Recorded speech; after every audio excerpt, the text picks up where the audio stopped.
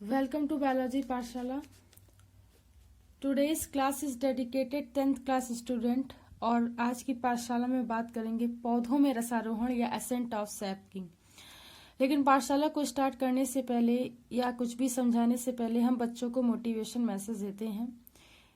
और आज की सीरीज का मोटिवेशन मैसेज कुछ इस तरीके से है कि मेरे प्यारे बच्चों, आपके प्रयास ही आपको एक सफल व्यक्ति बनाते हैं, इसलिए हमेशा प्रयास करते रहिए और आगे बढ़ते रहिए।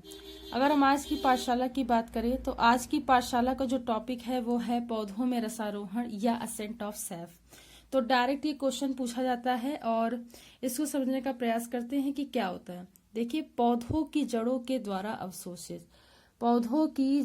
द्वारा अवशोषित जल तथा उसमें घुलित लवणों का पौधों में ऊपर की ओर चढ़ना आवश्यक होता है, जिससे विभिन्न प्रकार के पौधों के भागों जैसे कि तना, शाखाएं, पत्तियां क्या होते हैं, वो सारी चीजें क्या होती हैं, मतलब पत्तियों तक पहुंच सके।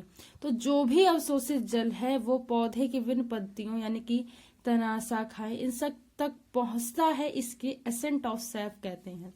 यह जल गुरुत्वाकर्षण के विरुद्ध लगभग 100 मीटर अथवा उससे भी अधिक ऊंचे वृक्षों की चोटी तक चढ़ जाता है और गुरुत्वाकर्षण के विपरीत जल एवं घुलित पदार्थों के ऊपर की ओर चढ़ने की क्रिया को रसारोहण कहते हैं या एसेंट ऑफ सैप कहते हैं। जल का आरोहण जाइलम के मार्ग से होता है और जाइलम कोशिकाओं का पूरा जाल, ठीक है, वृक्ष के हर भाग में बिछा रहता है, जो मूल रोम से होकर के पत्तियों के शीर्ष तक जल को पहुंचाता है। तो ये क्या होता है कि विभिन्न प्रकार के जितने भी आपके अवशोषित जल हैं, घुलित लवण है या भोज्य पदार्थ हैं, वो एसेंट ऑफ सैप के थ्रू क्या होते हैं, डाउन टू अप, ठीक है, डाउन टू अप मतलब नीचे से ऊपर की ओर जाइलम सेल्स के द्वारा ट्रांसफर होते हैं। देखिए और क्या क्या होता है। जाइलम नलिकाओं में जल का आरोहण 2 प्रकार से होता है। तो ascent of SAP basically 2 type से होता है। देखिए कौन कौन सा। तो जल का ससंजक बल, कोएसिव फोर्स ऑफ वाटर, किसी पदार्थ के अणुओं के बीच पारस्परिक आकर्षण को कोएसिव फोर्स या ससंजक बल कहते हैं।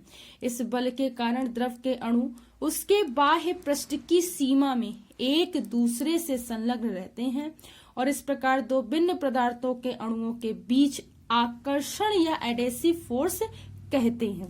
इसी बल के कारण जल के अणु किसी ठोस जल से चिपके रहकर उसे गीला कर देते हैं, तो इसे ससंजक बल कहते हैं, ठीक है। और इसमें क्या होता है कि जो अणुओं के बीच पारस्परिक बल होता है उसे ससंजक बल कहते हैं और 2 भिन्न पदार्थों के बीच लगने वाला जो बल होता है उसे असंजक बल या एडेसिव बल भी कहते हैं। तो 2 प्रकार का होता है।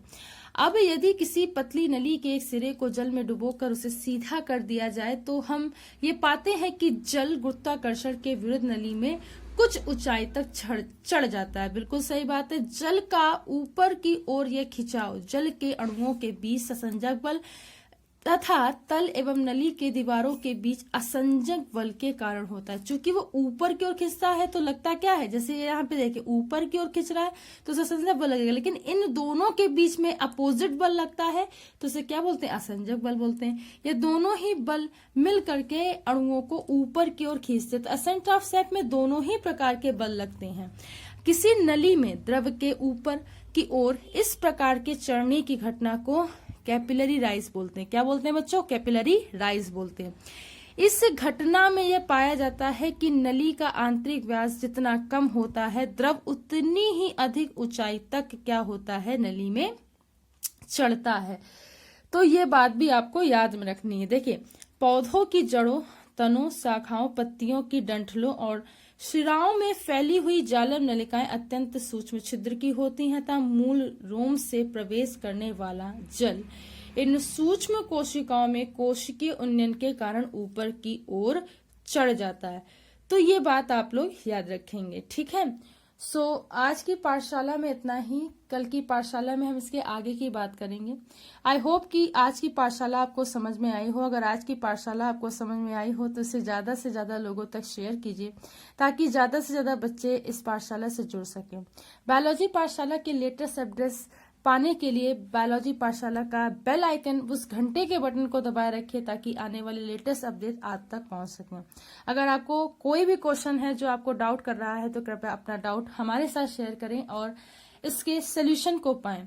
तो keep watching, stay continued with biology Pathshala. Biology Pathshala की 30 जनवरी सैटरडे से UP board 10th class as well as 12th class के unsolved set paper series start हो रही है। तो सभी बच्चे इस सीरीज को ज्वाइन करें, जिससे आपका जो एग्जाम आने वाला है बायोलॉजी यूपी बोर्ड का, उसमें आपको अच्छे मार्क्स लाने में मदद मिलेगी। So keep join this series unsolved paper series on 30 Jan।